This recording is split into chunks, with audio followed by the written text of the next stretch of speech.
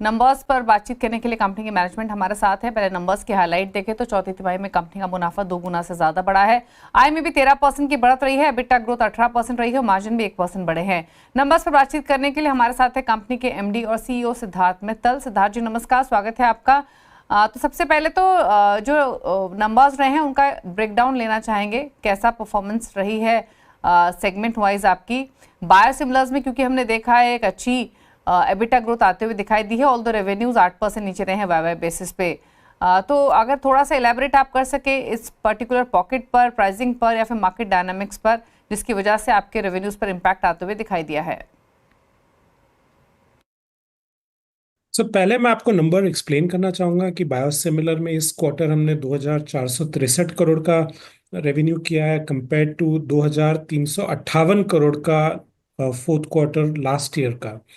ये एक normalised quarter last year का था, बिकॉज हमारा जो रिपोर्टेड नंबर था फोर्थ क्वार्टर FY24 का, उसमें ब्रांडेड फॉर्मुलेशन बिजनेस जो हमने एरिस लाइफ साइंसेस को डिस्पोज ऑफ कर दिया, और जो हमारा एक लाइसेंसिंग इनकम था उसका इफेक्ट अगर आप निकाल देंगे तो इस क्वार्टर हमारा 9% का रेवेन्यू ग्रोथ हुआ है बायोसिमिलर बिजनेस में।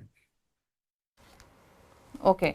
जो मार्केट शेयर की आप बात कर रहे हैं, ऑफ कोर्स अगर आप देखेंगे हमारे की प्रोडक्ट्स जो बायोसिमिलर पेक्फिलग्रास्टिम ऑलमोस्ट 30% मार्केट शेयर पे है यूएस में, और बायोसिमिलर ट्रस्टुजुमैब 26% मार्केट शेयर पे है, biosimilar glargine almost 18% market share पे है। तो ऑफ कोर्स इन सब का जो अफेक्ट है वो आपने रेवेन्यू ग्रोथ में देखा है। और जो इबिडा मार्जिन है वो भी बड़ा हेल्दी है। ऑफ कोर्स उसमें एक्सपेंशन आपने नहीं देखा है, बट उसका अगर आप देखेंगे इबिडा 34% का इबिडा है पूरे साल का। इस क्वार्टर में स्पेसिफिकली 22% का इबिडा है, जो कि लास्ट ईयर 24% का था। उसमें प्राइसिंग का ऑफ कोर्स हर साल हम अपने कस्टमर्स को जो प्राइस डिस्काउंट देते हैं उसका अफेक्ट इस क्वार्टर में आपको दिखा है। But okay.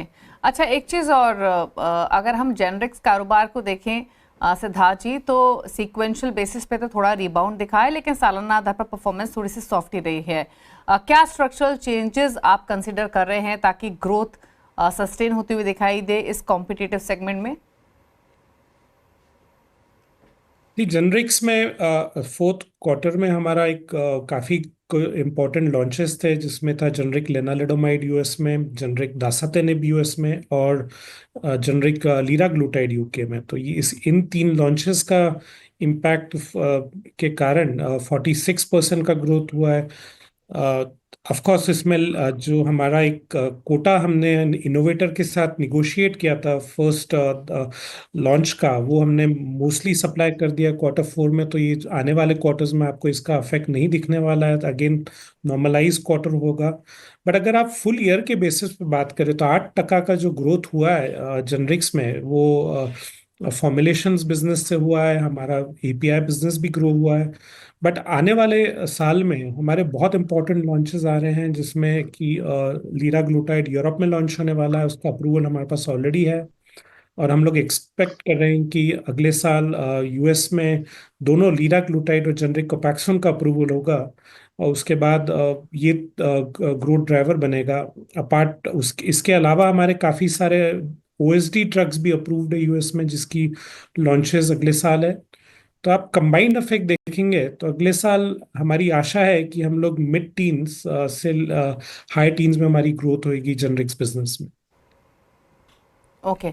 अच्छा सिद्धार्थ जी, क्योंकि जो रिसर्च एंड डेवलपमेंट एक्सपेंसेस हैं वहां पर सिग्निफिकेंटली ड्रॉप देखने को मिला है, स्पेशली बायोसिमिलर्स में, जेनरिक्स में, तो जो कॉस्ट ऑप्टिमाइजेशन स्ट्रैटेजी आपकी रही है या फिर री इन्वेस्टमेंट रैंपिंग अप रही है, वो कैसी रह सकती है आगे के लिए अपकमिंग क्वार्टर्स में? और अगर FY26 की बात करें तो आपकी कैपिटल एलोकेशन प्रायोरिटीज क्या रहेंगी? सी R&D एक बड़ा लंपी होता है। जब हमारी एक्टिविटीज या तो क्लिनिकल में हम होते हैं तब ऑफ कोर्स आप देखेंगे कि R&D एक्सपेंस बढ़ जाता है। इस साल देखेंगे तो R&D एक्सपेंस 7% था फुल ईयर बेसिस पे। एंड बायोसिमिलर में जो हमारे मॉलिक्यूल्स एक एडवांस फेज 3 में थे, वो FY24 में कंप्लीट हुए हैं। FY25 में हमने उनकी फाइलिंग भी की है। और हमारी जो पाइपलाइन ड्रग्स है अभी आने वाले सालों के लिए, उसमें हमने ये भी एक देखा है कि हम लोग जो फेज 3 क्लिनिकल ट्रायल है उसका वेवर मिल सकता है हमें यूएसएफडीए से, तो जिसके कारण हमारा ओवरऑल एक्सपेंस भी रैशनलाइज हुआ है। बट ओवरऑल अगर आप डायरेक्शनली देखेंगे, जेनरिक्स बिजनेस में हमने ऑलमोस्ट 10% जो जेनरिक रेवेन्यू उसका आर&डी में इन्वेस्ट किया है, उसका काफी बड़ा पोर्शन GLP-1s पे गया है, जो आने वाले सालों में कंटिन्यू होने वाला है। बट डायरेक्शनली हम लोग 8 से 9% अपना जो रेवेन्यू है सिंजीन को छोड़ के, वो आर&डी का एक गाइडेंस मेंटेन करेंगे। ओके, चलिए, थैंक यू सिद्धार्थ जी आने के लिए शो में। और